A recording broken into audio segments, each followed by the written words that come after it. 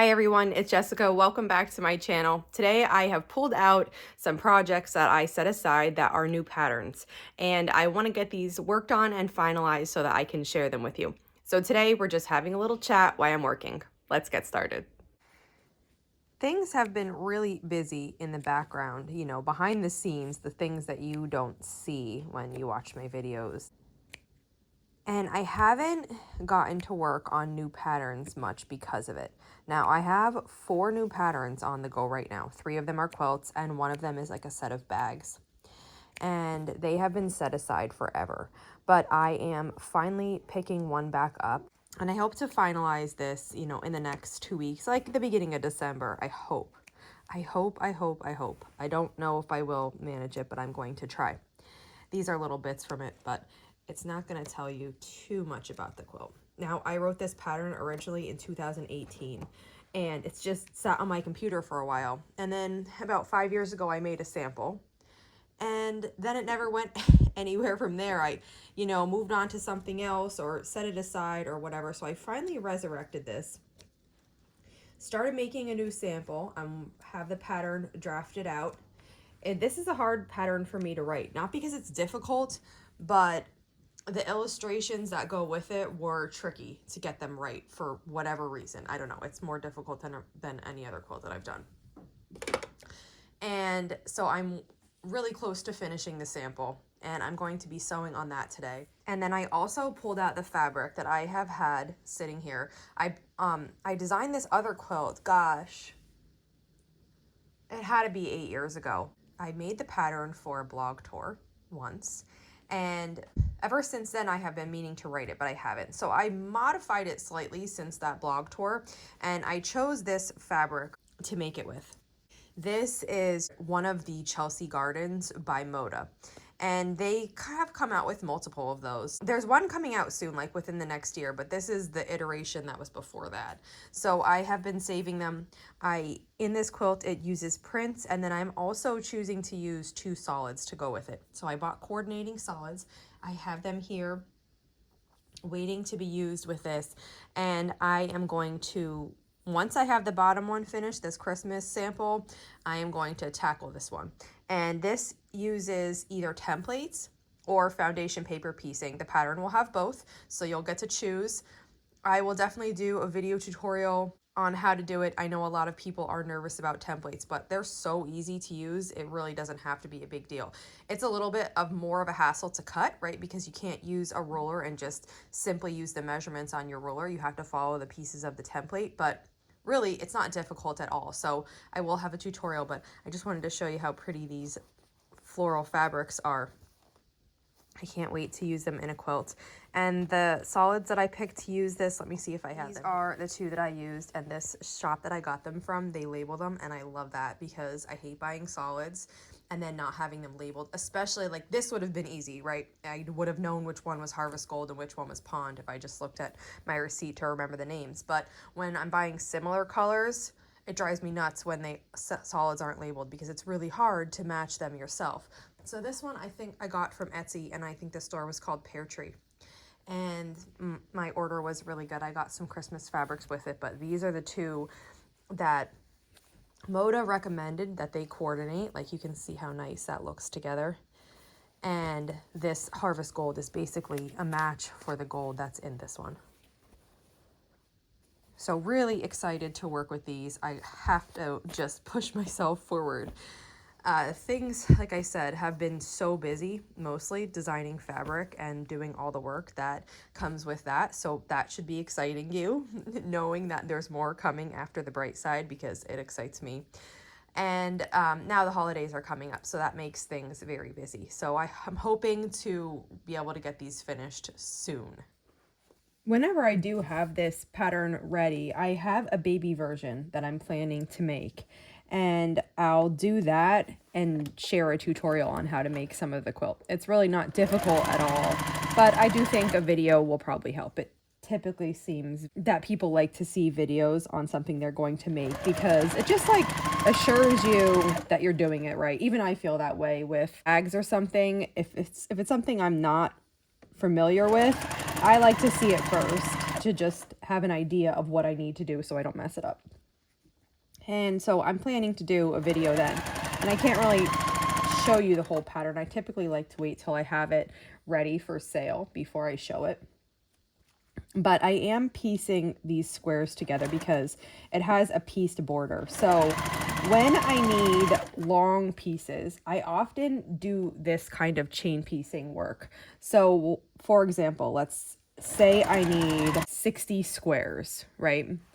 I would break it down into groups like this, and I have 6 here, and then I chain piece putting 10 squares on each. And it goes faster than adding 1 at a time to an entire chain of 60 if I'm making 6 pieces of 10. And then after I make the 6 pieces of 10, I can just snip the threads apart in between it and then join them together, and it is a chain of 60. So that's one of the ways that I like to work, and I try to simplify patterns even when they're not written that way. I try to read whatever pattern I'm making and see if I can simplify it any way for me in the way that I like to work. And when I write a pattern, I usually write it in the way that I like to work. But if someone doesn't like to work that way, you know, I hope that you can look at the pattern and kind of just work through it in a way that makes sense to you. And I also know that when you're starting out, or you consider yourself a beginner, or even, you know, an advanced beginner, doing something like that might seem too difficult to like interpret the pattern to make it work for you. But I do want to let you know that it's entirely possible. It just comes with time and practice. Getting familiar with numbers. A lot of the numbers that are used in quilts, like, you know, there's always special cases, but like in general, there are common sizes just because there are common size blocks, right? So 2.5 inch squares is a very common size. It's the size of a pre-cut 2.5 inch strips, but also 5 inch squares and 10 inch squares can be broken down really easily into 2.5 inch squares. So it's a really common size that appears a lot in patterns. So learning how to make half square triangles that turn out to be 2.5 inches, or learning how to make units like this. This is from the Dreamweaver block of the month, right? This one uses 2.5 inch pieces to make this corner. And so it's nice to be familiar with the common numbers that get you the sizes that you need, and that comes with time. So if you feel like you aren't there yet, don't worry about it. Or even, for example, if you were going to strip piece something when the pattern doesn't call for strip piecing. So that is, what that means is, instead of working with a whole bunch of squares, like you might take 2 long pieces and sew those together and then cut those joined pieces into squares. Now, certain patterns that doesn't work because, like, for example, here, I want variety. I don't want to use just 2 strips of all the same fabric and then have every other for the squares. But if you did want to make your pattern every other for the squares, strip piecing is what you can consider. You would piece the strips together before you cut them, so it would be 2 long strips, and then after they're sewn, you would cut them at the right increment, and you'd be left with a 2 patch like this if you sewed 2 together. And then you could piece those if that's what you were doing. So I would encourage you to try to, you know, as you're making patterns, like, stay open-minded. Like, what if I did this? Or what if I did this? That's how you learn. Sometimes it feels like those detours might be wasting your time, but it is how you learn. So I do think that it's really valuable. When I'm piecing these now, I'm trying to get like a mix of colors, but also I'm trying to let it be random too. So I don't want them to all be, you know, red, or all be green, all be pink, all be blue, but I don't, at the same time, I'm trying not to pay attention to the exact ones that I go, because I do really like randomness. So when I get the same of one color in a row for a little bit, I'm okay with that. And like I said, I will be cutting these apart and joining them together. So if the one I end on is the same as the one I start on, that's okay with me. I do like the randomness of it. I'm almost finished with the sample quilt top though. I finished the center. This is a piece border that goes on, and then there's one more border on the outside. So this sample is almost finished. Then I'm going to work on getting it quilted, and then just having the math in my pattern double checked. But it is really exciting whenever I'm working on a new pattern, and I have so many in the works. I'd really like to, you know, make some progress on getting those out. And hopefully over the next, you know, month or two, I can do that. I finished piecing those strips of 10, and then all I do is I just take a pair of scissors and very carefully just slide between and cut.